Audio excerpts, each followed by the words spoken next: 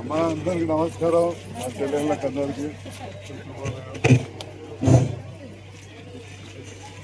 గౌరవనీయులు డాక్టర్ సంజయ్ కుమార్ గారు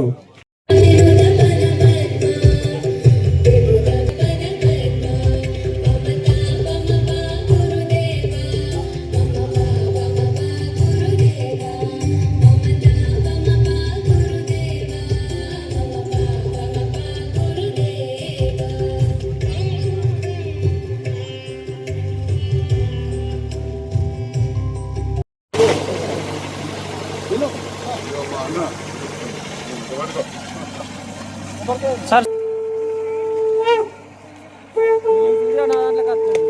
అరే అన్న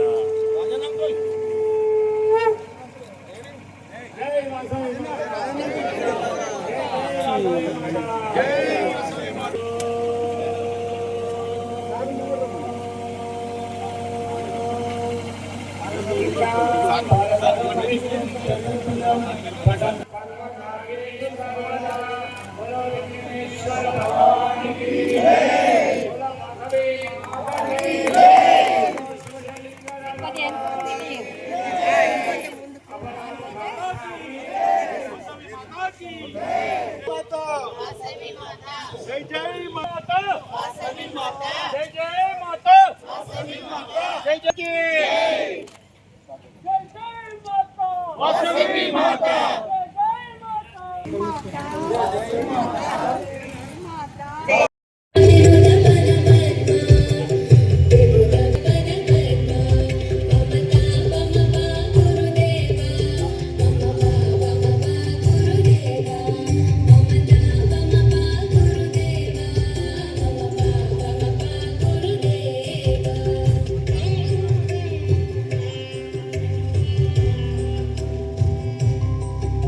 అంకిత భావంతో సేవా భావంతో మేము ముందుకు రావడం జరిగింది సార్. అలాగే ఈ రోజు కార్యక్రమానికి ఇచ్చేసిన ప్రతి ఒక్కరికి ఆధ్యాత్మిక కుటుంబం ద్వారా పేరు పేరున్న ధన్యవాదాలు తెలుపుతున్నాం. అలాగే ప్రతి ఒక్కరము ఎమ్మెల్యే గారి సార్ దగ్గరికి వెళ్ళి సార్ ఈ ఫలానా ప్రోగ్రామ్ ఉందని చెప్పగానే మనకు ఒక మంచి సూచన ఇచ్చాడు. రోడ్డు పైన వెళ్తున్నారు కాబట్టి దయచేసి అందరూ ఆనందంగా పోతుంటారు, కానీ ఒక రోడ్డు పైకి వెళ్ళిన తర్వాత ఇద్దరు ముగ్గురు కలిసి వెళ్ళాలా, అది జాగ్రత్త చూసుకోవాలని చెప్పి మంచి సూచన ఇవ్వడం జరిగింది. వారికి ధన్యవాదాలు తెలుపుతున్నాం. ఈ యొక్క కార్యక్రమానికి వచ్చిన ప్రతి ఒక్కరికి తల వంచి మీ అందరికీ మా యొక్క పిలుపుకు ఆహ్వానానికి వచ్చినందుకు మీ అందరికి మరొకసారి కృతజ్ఞత తెలుపుకుంటున్నాం. ఇప్పుడు ఒక పూజ కార్యక్రమం స్టార్ట్ చేస్తాం. మన ఆలయ ఇంకొక ఆలయం మన సహస్రలింగాల చైర్మన్ గంగాధర్ గారు నర్మాస్ గంగాధర్ గారు అన్నగారు సూర శ్రీనివాస్ గారు చాలా మంచి ప్రోగ్రాం పెట్టారు. తెలంగాణలోనే అతిపెద్ద దేవాలయం 102 గోత్ర స్తంభాలతో పెంబెట్ల కోనాపూర్లో నూతనంగా నిర్మిస్తున్న అక్కడికి మన ఆర్యవేశ కుల బాంధవులందరూ ఊరేగింపుగా వెళ్ళడం చాలా సంతోషంగా ఉంది. ఇది ఆ టెంపుల్కు మొట్టమొదటి ఊరేగింపు. దానిలో మేము పాల్గొన్నందుకు మా గౌరవనీయులు సంజయ్ సార్ కూడా ఈ ప్రోగ్రాంకి అటెండ్ అయ్యి దాన్ని జెండా ఊపుతున్నందుకు చాలా సంతోషంగా ఉంది. ఇక ముందు కూడా మా ఆధ్యాత్మిక కుటుంబం ద్వారా చాలా కార్యక్రమాలు చేయాలని చెప్పి కోరుకుంటాను. జై వాసవి. పెంబెట్ల వాసవి మాత ఆలయానికి జగిత్యాల పట్టణం నుండి పాదయాత్ర ద్వారా అదేవిధంగా ధర్మ ప్రచారం చేస్తూ బయలుదేరిన వాసవి అమ్మవారి భక్తులు పెద్దలకు యువకులకు మాతలకు అక్క చెల్లెలకు పాత్రికేయులకు నమస్కారం. మరి జగిత్యాల గడియారం దగ్గర పుట్టి పెరిగి మొదటి నుంచి కూడా అక్కడ సర్దార్ సత్రం, వైశభవనం, వాసవి మాత ఆలయం చిన్ననాటి నుండి కూడా చదువుకున్నప్పుడు చాలామంది మిత్రులు అక్కడ టవర్ దగ్గర ముఖ్యంగా వైశ్య సమాజానికి చెందిన వారితోటి ఒక కుటుంబంలాగా నాకున్న అనుబంధం. అప్పటి నుంచి కూడా మనకు హిందూ ధర్మంలో ముక్కోడి దేవతలు అంటారు. అందులో ఒక్కొక్కరికి ఒక్కొక్క కులదైవం, దాంట్లో వైశ్యుల కులదైవమైన వాసవి మాత పూజలు పలుసార్లు జరిపినప్పుడు ఒకసారి కాదు 10 సార్లు పోయి ఉంటాం, 100 సార్లు పోయి ఉంటాం అక్కడికి. మా శ్రీమతి కూడా, మా భార్య కూడా కుటుంబ సమేతంగా కూడా ఎన్నోసార్లు వెళ్ళడం జరిగింది. మరి జగిత్యాల పట్టణంలోని వాసవి మాత ఆలయం పక్కన మంచి గెస్ట్ హౌస్ నిర్మాణం అవన్నీ కూడా చేసాం, కానీ సరిగ్గా ఉపయోగించుకుంటారని తెలిసింది మనల్ని. అంటే ఈ రకంగా ఆ వైశవనం ఇష్యూ కూడా ఎంతో ఉంటే మీరందరూ కూడా ఎంతో ఆప్యాయంతో నన్ను గెలిపించడం, అప్పుడున్న వైశ్య సంఘ అధ్యక్షుడు మిత్రులు మంచాల కృష్ణ కావచ్చు, తోలి శ్రీనివాస్ కావచ్చు, వైస్ చైర్మన్, మేమందరం కూడా కలిసి దాన్ని ప్రత్యేకమైన దృష్టి పెట్టి రెనోవేషన్ చేయడం జరిగింది. మళ్ళీ ఇప్పుడు కూడా నవీన్ వీళ్ళందరూ ఆధ్వర్యంలో వాసవి మాత ఆలయం ఇక్కడ కూడా పునర్నిర్మాణం జరుగుతున్నట్టు తెలుసు. అంటే ఎందుకు చెప్తున్నాయంటే ప్రతి దాంట్లో కూడా ఎక్కడికెక్కడ నాకు మీతో ఉన్న అనుబంధం నిరంతరం ఉన్నది, రాజకీయాలే కాదు.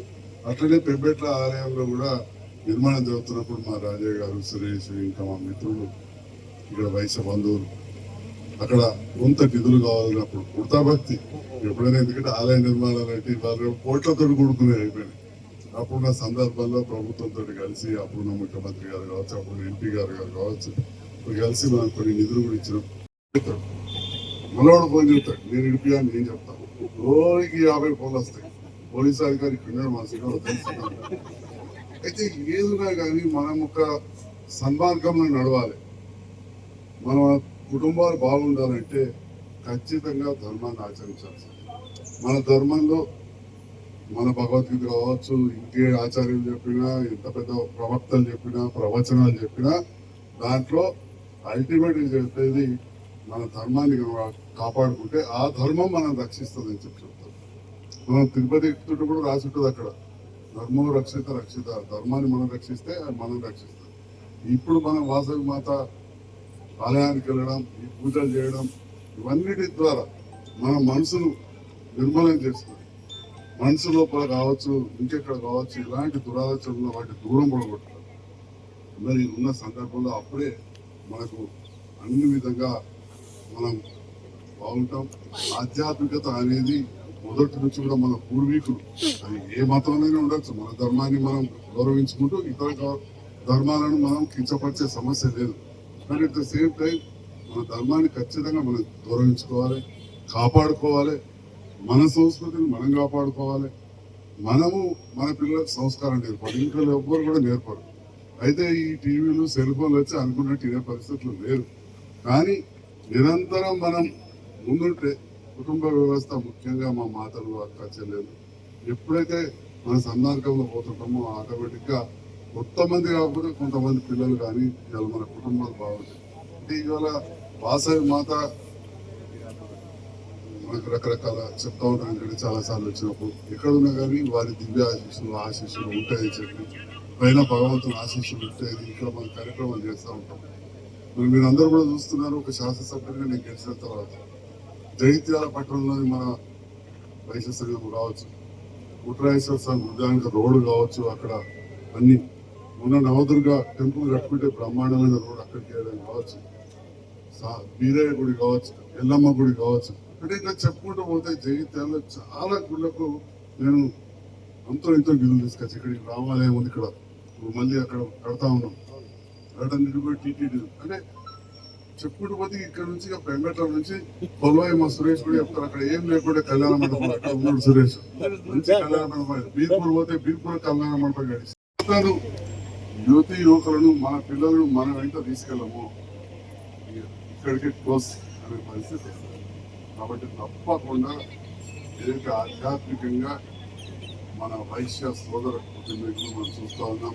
లలిత సహస్రనామాల కార్యక్రమం ఇట్లా జరిగినప్పుడు కావచ్చు, నేను వివిధ ఆలయాలకు వెళ్ళినప్పుడు కావచ్చు, వైశ్యులు ఆధ్యాత్మికంగా ఎంతో ముందుండడం, ప్రతి టెంపుల్ దగ్గర కూడా ఒక అన్నదాన సత్రం పెట్టి ఎవరు వచ్చినా భోజనం పెట్టడం, ఇవన్నీ కూడా ఇక్కడ నుండి వెళ్ళి కాశీ దాకా ఇంకా బద్రీనాథ్లో ఉండవలసిన బద్రీనాథ్ కూడా బద్రీనాథ్లో కూడా ఉండడం, ఇవన్నీ కూడా చూస్తున్నాం. మరి అంతేకాకుండా వయసులో ఎన్నో సేవా కార్యక్రమాలు చేస్తాం.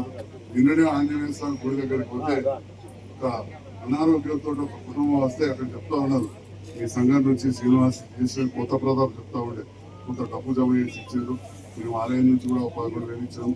మీ వంతు సహకారం చేయబట్టి నిన్ననే లెటర్ రాసి ఇచ్చిన ప్రతిమలో అన్ని వైద్యం చేయించడానికి. అంటే ఈ రకంగా ఒకవైపు సేవ, ఒకవైపు ఆధ్యాత్మికత, ఈ రెండు ఉన్నప్పుడే మన జీవితం సంపూర్ణం అవుతుంది, ముందుకు సాగుతుంది అని చెప్పి ఈ సందర్భంగా తెలియజేస్తూ ఒక మంచి కార్యక్రమానికి పొద్దున్నే రమ్మన్నారు.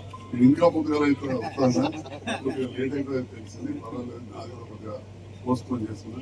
ఒక మంచి కార్యక్రమాన్ని ఇవాళ కార్తీక మాసంలో ఇంత ఉదయాన నన్ను ఆహ్వానించి మీ కుటుంబ సభ్యులుగా నన్ను గౌరవించుకొని మాతలు, మా అక్క చెల్లెళ్ళు, ఇటు పెద్దలు, యువకులు, పాత్రికేయ మిత్రులు, ఈ వాడకట్టు మిత్రుడు తమ్ముడు రాజకుమార్ నారాయణ, ఈ వాడకట్టు కౌన్సిలర్ తమ్ముడు, ఆయనకి ఎప్పుడు అదే తప్పన, ఇప్పుడు ఎప్పుడు మంచిగా చెప్తానంటే అదేమో మీరు అన్ని తెలుసు అందరికి, ఇన్ని గుళ్ళు చేసి ఈడేం చేయలేకపోయాని మీరు అనుకుంటున్నారు కావచ్చు, కానీ ఎందుకు చేయలేదో కూడా మీకు తెలుసు.